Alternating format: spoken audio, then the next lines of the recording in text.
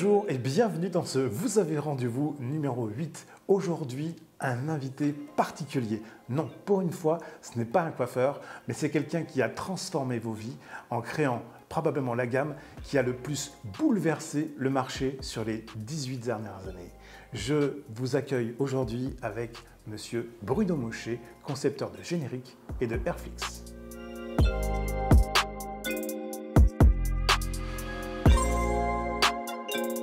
Quand on est un entrepreneur dans l'âme, le soir, le matin et la nuit. Et c'est le cas de Bruno Mochet.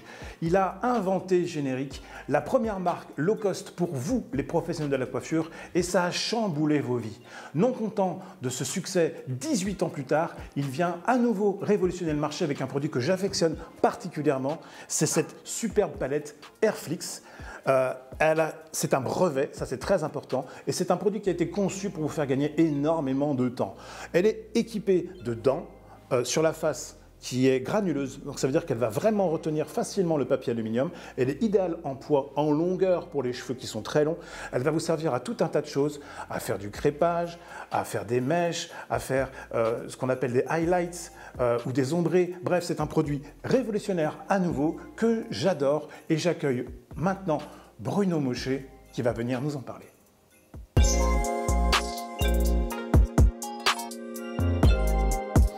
Salut Bruno. Salut Sébastien. Comment vas-tu? Eh bien, très bien. Écoute, merci mille fois d'avoir accepté cette invitation dont vous avez rendez-vous. J'ai l'habitude d'accueillir des gens inspirants, mais aujourd'hui, vraiment, c'est une exception parce que c'est un concepteur, c'est un créateur de marque qui a bouleversé le marché, comme je te disais dans la phase d'introduction. Donc moi, je suis vraiment très, très heureux de te recevoir aujourd'hui. Merci. C'est vrai que ça fait 6 mois que tu me demandes de venir, mais bon, je n'ai pas par habitude de parler de moi. Je suis plutôt dans l'avenir que dans le passé. Et écoute, je suis là. Et il paraît que ça aide. Il paraît que ça aide les jeunes, il paraît que ça leur permet de... En tout cas, on peut dire que tu as quand même bouleversé le milieu de la coiffure sur les 20 dernières années. Et je sais qu'il y a beaucoup de gens qui se demandent comment tout ça s'est né. Donc aujourd'hui, ce que je te propose, c'est qu'on fasse un tour dans le passé, qu'on parle du présent et puis qu'on se projette dans l'avenir. Volontiers. T'es parti? Allez, c'est parti. Donc moi, j'ai tout d'abord une première question. Parce que c'est quoi ta formation de base? J'ai pas vraiment de formation, je suis un homme de terrain, j'ai fait un CAP de comptabilité et un brevet de comptabilité. Donc pas vraiment de formation. Par contre, je me souviens tout le temps d'où j'arrive, donc je sais que j'arrive de là et donc tous les jours je me répète d'où j'arrive. D'accord, et je sais que tu m'as dit que tu venais d'un milieu ouvrier. Oui, milieu ouvrier, mon papa était routier, ma maman vendeuse aux 4 temps, donc on est sur un... Voilà, on avait de quoi vivre bien, mais voilà, avec des objectifs de qu'est-ce que je serai à 40 ans par exemple. Ouais, ça c'est une récurrence.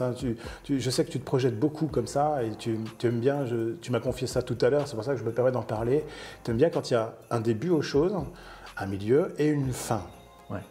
Ouais, pour moi, tout projet a une fin.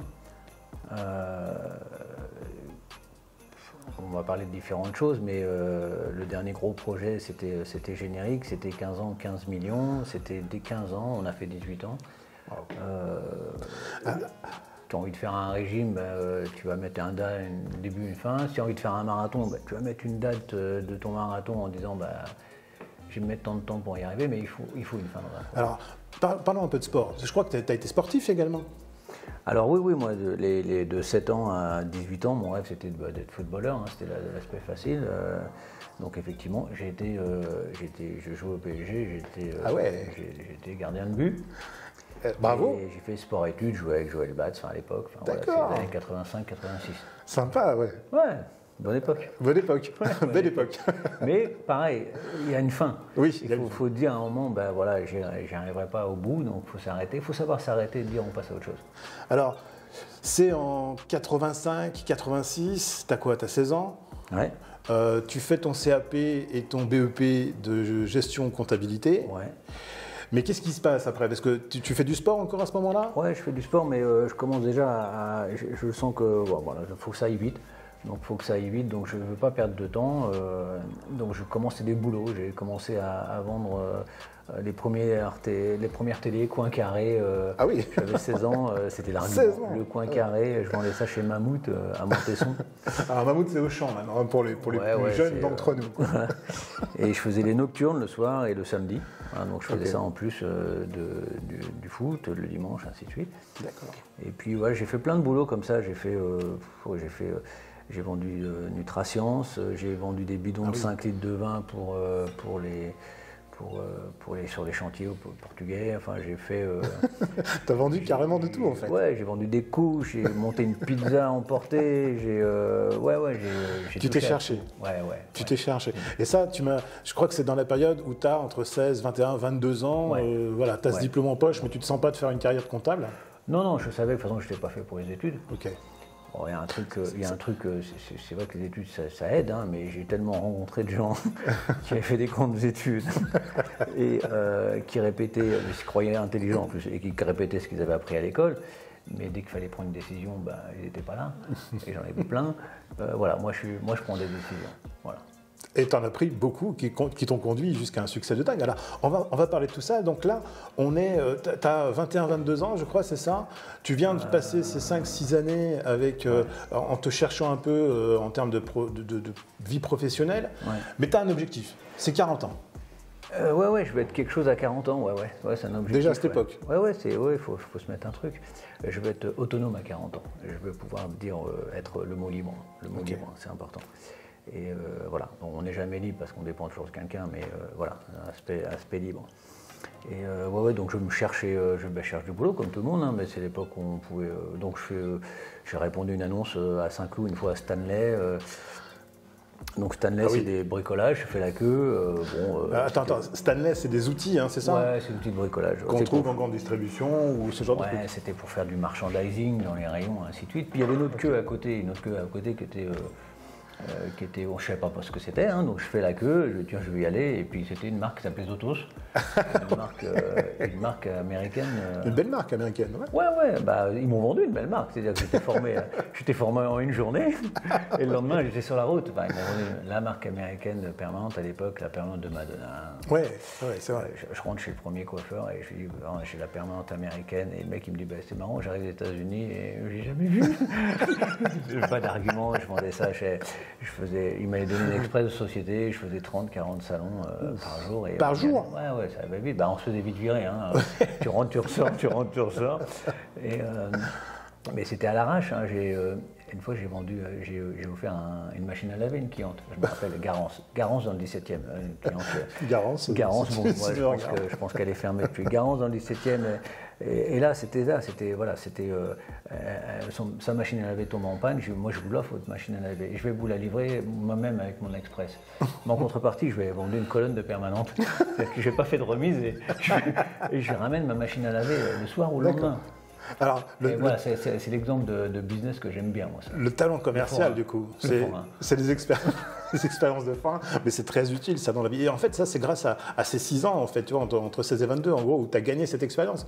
Je t'ai entendu souvent dire que tu avais un bac plus 6 à 22 ans, parce que tu avais déjà 6 ans d'expérience, en fait. Ouais, ça c'est après les entretiens, où j'ai eu un entretien, quand je suis rentré chez L'Oréal, entre toi, c'était des entretiens où... Effectivement, donc moi je suis chez Zotos, et à un moment chez Zotos, je vends de plus en plus de permanentes. Et, ça se passe bien, ça se passe bien chez Zotos. Très bien. Mais je croise un chef de vente L'Oréal à l'époque. T'es repéré. Et il me dit est-ce que tu as envie de te présenter chez L'Oréal? Pourquoi pas, il faut que tu fasses un CV. Alors j'avais jamais fait de CV, hein, 21 ans, un CV, j'ai pas eu besoin. Et donc je fais un CV, et puis donc 15 jours après, je me retrouve dans un bureau au siège avec M. Vinquer, Robert Vinquer, qui était le boss de la boîte. Le boss, effectivement. Mémorable d'ailleurs. D'ailleurs, je lui passe le bonjour parce que j'ai toujours des nouvelles par sa coiffeuse Dominique, hein, une coiffeuse à domicile qui va chez lui, et je lui passe le bonjour à Robert. Je l'appelle M. Vinquer parce que ça a toujours été M. Vinquer. Et conclusion, j'arrive et il regarde mon CV et il me dit vous n'avez pas de diplôme, enfin il me dit ça comme ça, et là Et là, j'ai un gros blanc parce que moi, on m'a dit de venir, donc je viens. Moi, j'ai rien de préparé. Je viens à l'entretien d'embauche, mais moi, je n'avais jamais fait vraiment d'entretien d'embauche. Tu voulais rentrer chez L'Oréal vraiment ou tu as fait ça par opportunité? Ouais, voilà. Par hasard? Ouais, mais je me présente. Enfin, donc je me présente. Et puis, et là, j'ai un blanc, je n'ai pas de diplôme, effectivement. Et là, je lui dis, bah, écoutez, j'ai démarré la vente à 16 ans, j'en ai 22, j'ai un bac plus 6 de commerce. Et là, il rigole et il me dit, ah, ça c'est malin. Enfin bon, voilà. Donc, et puis on a parlé de foot, parce que Robert est un passionné de foot, on a parlé de foot, j'ai parlé du PSG, enfin j'ai parlé de tout ça, et il a aimé ça. Et puis ben, je me retrouve 2 mois après, je suis en intégration en septembre 90. Ok, septembre 90, tu intègres L'Oréal, tu fais tes 2 mois de formation, finalement tu es arrivé. Je shampoing dans la couleur, j'applique des couleurs, j'apprends. Ah ouais, une vraie intégration musclée quoi. Tu découvres en fait le métier de coiffeur. Enfin, pas vraiment, parce que je crois que Delphine, ta sœur. Alors ma sœur en parallèle était en coiffure, hein. Elle a démarré la coiffure à 14 ans, et elle a passé tous ses diplômes, et donc en parallèle, quand j'étais chez L'Oréal, j'ai passé 12 ans chez L'Oréal, mon dernier lancement a été en 2000, j'ai lancé Redken en 2000. Redken, ouais, c'est vrai. Ouais, j'ai lancé Redken en 2000, et puis et en parallèle, j'ai monté des salons avec Delphine, on avait 3 salons à la Défense, donc j'ai toujours été associé avec Delphine sur le conseil, enfin moi je m'occupais plutôt de la stratégie marketing, et elle de l'interne, du RH. D'accord. Et puis voilà, j'ai fait 12 ans chez L'Oréal, j'ai été remercié. Ah, t'es remercié chez L'Oréal. Ouais, bah vous savez, enfin tu sais, le truc c'est, moi je dis à un moment, il faut toujours savoir repérer dans tes équipes qui est susceptible d'évoluer. Bon, ils n'ont pas repéré ça en moi. Voilà, c'est comme ça. Il y avait, ouais, je dis souvent, bon, ils vont faire le bonheur de quelqu'un d'autre. Hein. Oui. C'est comme les femmes, si tu n'en occupes pas bien, ou les affaires, ou le business. C'est pareil. Et donc, donc voilà, et donc. Pourtant, ça se passe bien chez L'Oréal tout ce temps. Ouais, ça se passe bien, mais c'est politique, c'est hiérarchique. Je fais plus partie du truc. D'accord. Voilà, ils me disent merci, j'ai 35 ans. J'avais le savoir. 35. Ouais, j'avais le savoir et le comprendre. C'est-à-dire que savoir pour comprendre et comprendre pour agir. Et j'étais dedans, j'avais tout compris dans la coiffure. C'est le moment où je bouge. C'est peut-être une opportunité. Aujourd'hui, je leur dis merci de m'avoir viré. Mais c'est vraiment 12 ans, bac plus 12 chez L'Oréal. Hein, donc bac plus 18 du coup, parce que avec 6 avant, tu avais déjà 6 ans. Enfin, bac plus 18 d'expérience. Ouais, on va dire ça. Alors là, on est en 90. Donc 90, tu rentres chez L'Oréal. 10 ans, 12 ans plus tard, en gros, tu lances Redken. Et L'Oréal, ça s'arrête quand? L'Oréal s'arrête en 2012. J'ai fait 12 ans. Ah ouais, ok, d'accord. 2012, L'Oréal s'arrête et bah là, je tape mon réseau et j'ai M. Martin qui me recrute, patron d'Eugène Permin. Ah, Didier Martin, qu'on salue bien bas, et qui est le patron d'Eugène Permin. Tout à fait. Et là, je pars pour gérer les grands comptes. D'accord. Donc là, c'est une aventure qui démarre et puis un beau jour, j'ai. Alors on y arrive. Ouais. On y arrive à ce moment où alors il y a une légende qui dit qu'un jour, tu as eu une idée et tu es rentré dans le bureau de ton boss de l'époque, qui t'a demandé qu'il te licencie, quoi, concrètement. Ouais, c'est un peu ça. Ouais. C'est un peu ça. Tu peux nous dire comment ça s'est passé, parce que ça, c'est une super anecdote, je crois. Je suis en route en direction du bureau. À l'époque, Eugène Permin était en route d'Amsterdam. Oui. C'est vrai. Je suis en route là et il est 6h30, je suis sur France Info, une radio que j'écoutais pas spécialement, mais bon, je suis sur France Info. Et le mec sort, le journaliste sort, ça y est, le générique est adopté par les Français, puisqu'on est en 2004. Le générique est sorti en 2000 en France. Ok, oui, c'est vrai. Ça y est, le générique est adopté ça va faire en partie d'un mot commun, enfin voilà, c'est adopté. Donc, et là, je vais sortir le générique de la coiffure. C'est pas fou ça? C'est un déclic simple. Donc je change de route, je ne vais pas chez Eugène Permin, hop, je vais directement à l'INPI. C'est sur la même route ou tu as fait un gros détour pas quand beaucoup, même? Non, rue d'Amsterdam était un peu plus loin, mais pas bien loin, c'était dans le 9e. Ça, c'était dans le même arrondissement à l'époque. Et donc, c'était l'époque où tu avais les carbones, tu écrivais les noms, tu donnais au guichet, ils disaient c'est disponible, pas disponible. Donc là, j'écris générique avec un K, j'écris générique avec un C, les deux étaient dispo. C'est fou. Et là, on a toujours le droit à un appel. Ouais. On a le droit d'appeler un ami. Un ami. On a toujours le droit d'appeler un ami. Comme dans Qui veut gagner des millions. Et là, j'appelle ma soeur et je lui dis générique, on va vendre de la poudre. Enfin, je lui explique, elle était dans son salon en train de bosser. Parce qu'entre-temps, quand j'étais chez Autos, j'ai rencontré plein de monde. Oui. Et j'avais été au culot voir Jean-Claude Biguin. Jean-Claude Biguin venait de sortir son shampoing brushing à 50 francs, qui cartonnait. Et je l'avais invité, il était Place Mexico, il avait un seul salon à l'époque et j'avais été le voir, et je l'avais invité à des soirées d'autos, ainsi de suite. Et ma sœur est rentrée chez Biguin, elle est devenue manager chez Biguin, elle a fait des ouvertures de Boétie, enfin bref. Voilà. Et donc j'appelle ma soeur qui était en salon pour lui dire tu pourrais faire un C, un K, on va vendre de la poudre, elle ne comprenait pas, je lui ai dit t'inquiète pas, on va y arriver. Et elle me dit K, bon, donc j'ai déposé générique, voilà. Sur un appel de salon. Sur les grandes idées, pour moi les grandes idées c'est avant 9h, après il ne se passe plus rien, parce qu'après on subit tout ce qu'on nous pose comme question. Moi les grandes idées c'est avant 9h. Ouais, d'accord. Souvent. C'est fou, alors un matin dans ta voiture, t'entends cette info, ça fait tilt. Tu vas pas à ta boîte, tu vas directement à l'INPI, tu enregistres la marque avec la complicité de ta sœur pour le nom et ça démarre comme ça, générique. Et ouais, générique démarre comme ça. Après, je vais voir le RH de Eugène Perma, je peux pas rester, j'ai une idée, voilà, ok. Et puis j'ai 23 000 euros en poche et puis oui, on y va. Ah, t'as commencé générique avec 23 000 balles, ouais. Enfin euros, puisque 23 000 francs. 23 000 francs Non, 23 000 euros, excuse-moi. Ah bon, quand même. Euros, excuse-moi. Ouais, non, j'ai 23 000 euros. D'accord.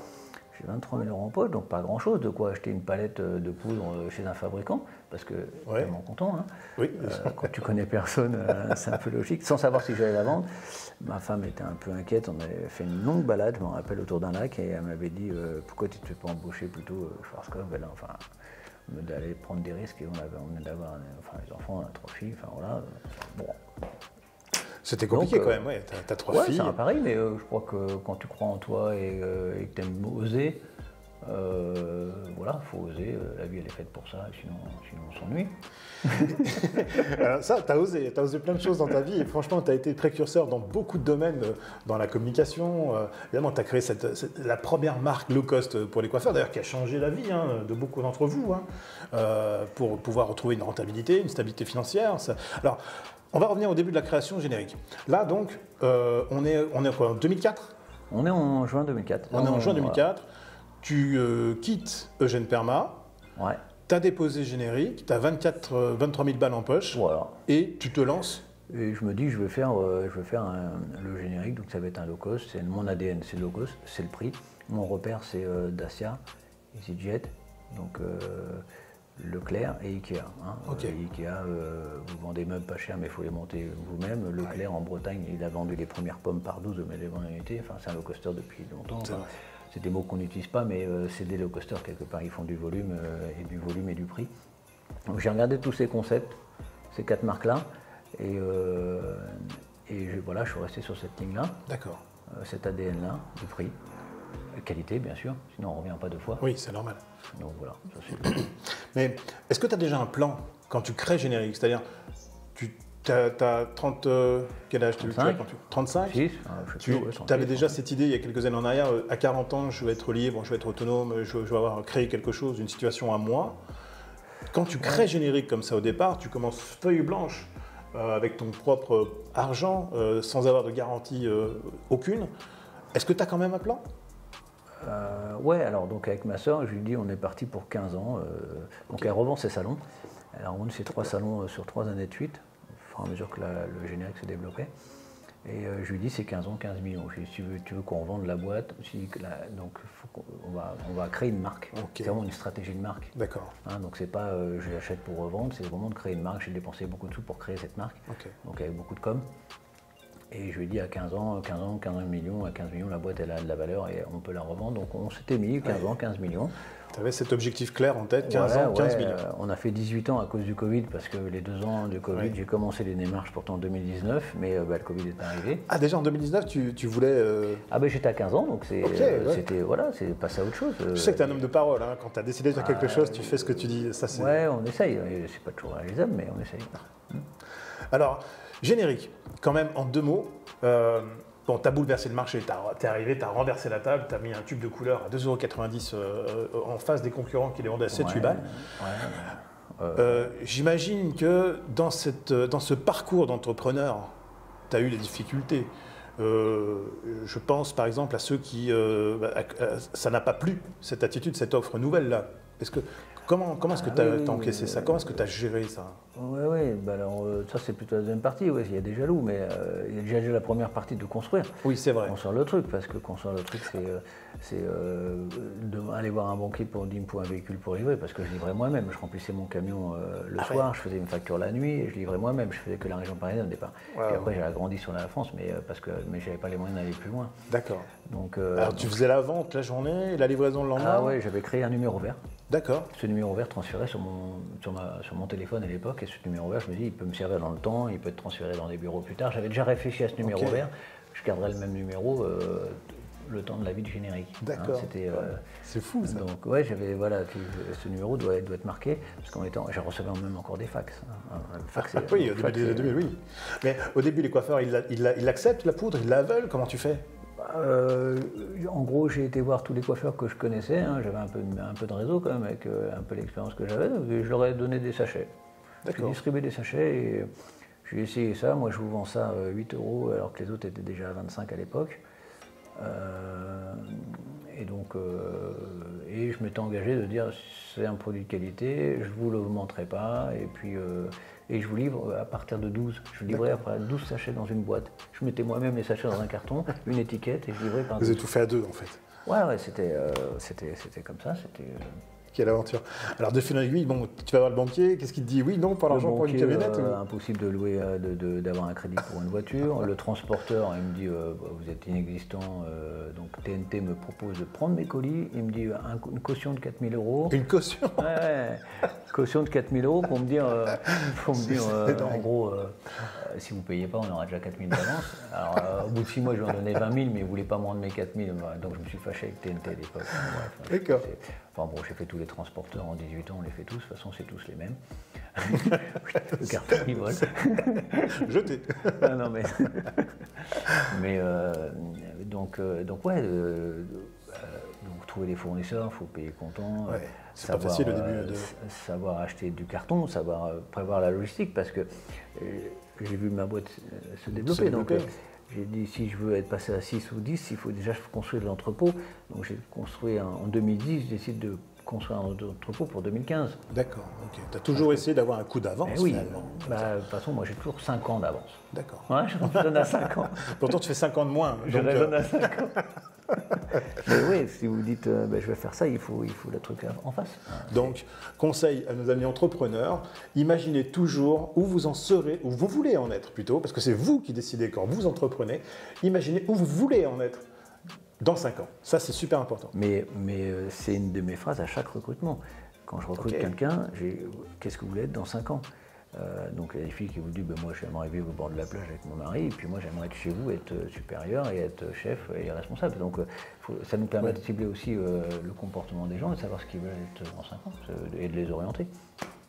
C'est simple. Et puis en plus ça me permet aussi dans un recrutement, il y a un engagement de famille quand même. Quand vous avez 36 salariés, il y a derrière des familles à vivre, il y a des enfants, donc c'est une responsabilité, donc faut pas se tromper, c'est un engagement qui est important. Le recrutement, c'est aussi important dans l'entreprise, c'est des bons souvenirs. Fondamental d'avoir une équipe avec soi. Alors, tu crées Générique vraiment avec 3 francs 6 sous, tu arrives quand même à choper des produits, à acheter ta camionnette, tu fais la vente, tu fais toi-même la livraison, à un moment donné, ça se développe. Ouais. Comment tu gères ce petit moment-là où tu sens que tu as mis le doigt sur un truc et que ça marche?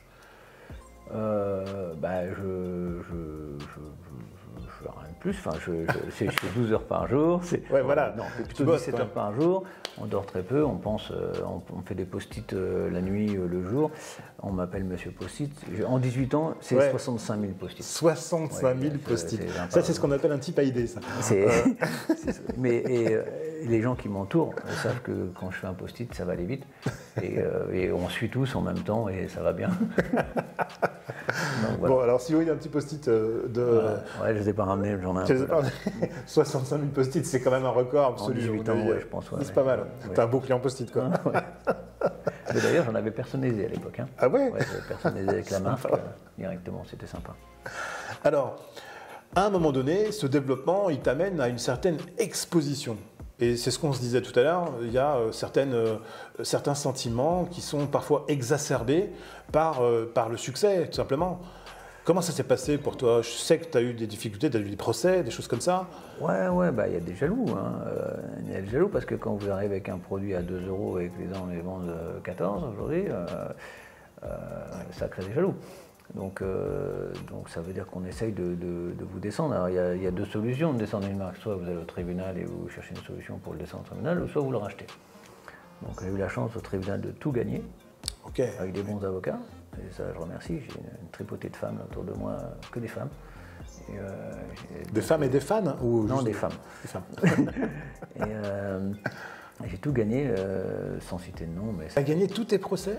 Ouais, j'ai tout gagné, ils ont tous été... ouais, j'ai tout gagné, et même des procès qui ont été négociés la veille du jugement, hein, du délibéré. Par peur de perdre ou d'être exposé d'expositions médiatiques que ça pouvait entraîner à ton attaquant? Parce que c'est vrai que ça a permis de... Tous ces procès m'ont permis de me faire connaître, parce que les gens ont parlé de moi, et en fin de compte, les coiffeurs parlaient de moi, et si je suis en procès, c'est que ça dérange, et si ça dérange, c'est positif, c'est qu'il y a quelque chose derrière. Et il y avait un produit de qualité avec un prix. Mais tu aurais pu tout perdre à ce moment-là? Ah ouais, il fallait que je parte aux Bahamas, là, parce que je crois que j'avais 2 millions de stocks, la boîte faisait 2 millions, ouais, je pouvais tout perdre. Ouais. Mais bon, ça c'est la vie, hein, après. C'est la vie des entrepreneurs, parce que voilà, il y a cet état d'esprit aussi. Eh oui, mais je passe ma vie en crédit, ma vie a toujours été des crédits, moi je sais qu'il faut s'endetter pour s'enrichir, donc moi je me suis toujours endetté pour enrichir, pour aller plus vite, hein. Donc ça c'est comme ça, et il y a des risques, mais sinon on n'avance pas. Alors ces risques-là justement, c'est un écueil, ça veut dire que c'est où ça passe ou ça casse finalement. Si tu en perds un, tu les perds tous, là tu les gagnes tous. Donc qu'est-ce que ça te laisse comme perspective après? Perspective de voir un peu plus grand. Ouais, c'est là où ton développement, je crois, commence vraiment à exploser. C'est sûr que quand sur la route, on vous dit, les concurrents, les forces de vente disent c'est normal qu'on l'attaque, il a fait le même produit que nous. Enfin, donc il est aussi bon. Le buzz, il démarre. Et là, j'ai vu la boîte passer de 2 à 4 et de 6 et de 8 assez rapidement. Ouais. D'accord. Non, on dirait une addition comme tu l'as fait. 2, de 4 et de 6 et de 8. On parle de millions quand même. Hein, là. Les 15 ans, 15 millions, elle est vite. Et puis l'année dernière, donc voilà, pour finir avec Générique, j'ai vendu Générique. Hein, j'ai vendu Générique à 80% avec Delphine et ma sœur. On a vendu ça au mois de février 2021. 2021, ok. Alors d'ailleurs... 80%, encore 20%. Tu es encore dans les parts, c'est ça? Ouais, on a gardé 20%. D'accord. Alors ça, je suis sûr que c'est une question qui intrigue plein de monde. Comment on vend Générique? Est-ce qu'on est venu te chercher? Comment ça s'est passé pour toi? C'est pas évident, c'est dur. Même si vous êtes prêt, si vous êtes dit 15 ans, 15 millions, c'est vous quittez votre bébé, hein, c'est un bébé. Vous avez créé psychologiquement, c'est un enfant presque. C'est un bébé que vous quittez. Donc, mais donc, faut être prêt déjà. Même en étant prêt, c'est dur. Et donc, j'ai fait appel à une société qui gère vous avez 200 boîtes sur la place de Paris qui font ce négoce. Qui font la négoce. Tu fais la démarche en fait, c'est-à-dire que tu mets en vente, tu tiens ton plan, quoi que coûte, 15 ans, 15 millions, j'y suis, je vends. Ouais, 2019 j'ai commencé, 2020 ça a arrêté un peu avec le Covid. Ah oui, il y a eu le Covid. Donc, on est resté là-dessus. D'accord. Et dans l'idée de faire autre chose, dans l'idée de vivre aussi, dans l'idée de... Ma soeur a démarré la coiffure à 14 ans, voilà, on a ramé, on a beaucoup bossé, on a fait des heures, on n'a pas compté nos heures, et à un moment, il faut profiter aussi un peu de la vie. Ouais. Donc tu mets en vente, et là, donc, tu trouves ton repreneur, donc on peut le citer? Oui, c'est un fonds d'investissement. C'est un fonds d'investissement parmi tous les fonds qui existent. Tu lui as donné les clés, quoi. Ouais, voilà, j'ai donné les clés, et puis... ça doit être dur, ça, quand même. Petit moment vous lui donnez ton bureau, bienvenue, vous avez votre bureau, donc voilà, mais bon, c'était prévu, et puis je suis avec eux encore 3-4 ans, le temps qu'ils revendent. Parce que tu les accompagnes. Les fonds, ça revend tous les 3-4 ans. Donc, c'est leur fonds de commerce, le fonds. Ouais. Donc, incroyable, 2021, tu vends Générique, tu es quand même encore toujours dans les parts, mais tu es un homme à idées, tu es un entrepreneur et tu es un homme à idées. Il y a à un moment donné un Airflix qui apparaît quelque part dans cette vie-là, dans ce moment-là. Ouais. Parce que c'est dans la transition entre la vente de Générique et... on est surtout en plein confinement. Oui, c'est vrai. On est surtout en plein confinement et et on se rend compte avec Thibaut, mon associé, on se rend compte qu'il y a des jeunes qu'on ne connaissait pas, qui font des vidéos, là, ils s'ennuient de la coiffure, donc ils font des vidéos, ils font des millions de vues, ils parlent de technique, et on se rend compte que la vidéo peut fonctionner on était très présentiel en France, hein, donc on se dit, il y aura toujours besoin de présentiel, il y a toujours besoin de formation en présentiel, et ça, on ne crache pas dessus, et c'est normal. Et on s'est rendu compte que, voilà, il y avait quelque chose à faire sur de la vidéo. Et puis 6 mois après, on est toujours sur des réunions avec Thibaut tout le temps, et on se parle beaucoup, et on se parle de moins en moins maintenant dans les entreprises. Le problème est là, c'est qu'aujourd'hui, avec le confinement, moi, les idées, je les avais en buvant un café avec mes collaborateurs. Je dis souvent inconscience, compétence. Et c'est quand on est en inconscience que les idées arrivent. C'est vous êtes au petit café, on vous sort un mot, vous remontez, vous refaites un post-it, ça vous donne une idée. Aujourd'hui, le télétravail, ça a tué ça complètement. Toute créativité, il n'y a plus rien. On est tout droit. Donc avec Thibaut, et il me sort à un moment de réunion Airflix. Ah, c'est Thibaut qui a l'idée. Ouais. Okay. Là, c'est le nom de Thibaut. D'accord. Bravo Thibaut, bien joué. Ouais. Et alors Airflix, Netflix, l'analogie, elle est évidente. Ouais, c'est le Netflix de la coiffure. Hein. On se dit, on va sur le Netflix de la coiffure. Moi, donc je retourne à l'INPI. Enfin là, maintenant, j'y vais plus, c'est des avocats. Et puis on a fait d'études pour voir si c'était déposable, ainsi de suite, en airflix.com.fr, et puis la marque. Et donc tout est passé. D'accord. Tout est passé. Et puis une fois que c'est passé, on s'est dit, il va falloir qu'on ne va pas faire ça à deux, parce que ça va être un peu compliqué à deux. Il faut qu'on s'entoure. Et là, on a fait bosser le réseau. Donc j'ai appelé une première personne qui s'appelle Laurence. Oui, Laurence Blais. Voilà. Coucou Laurence. Laurence qui a fait 12 ans avant chez Eco-Coiffure, donc avec une bonne expérience. Et puis Laurence s'appelle sa copine Marie. Marie Cocoluto. Voilà, Marie qui était chez Esthetica. Coucou Marie, décidément que des amis. 20 ans chez Esthetica. Donc, et à nous quatre, on s'est dit, allez, on y va. Et à nous quatre, ça faisait quand même 70 ans d'expérience dans la 70 ans d'expérience.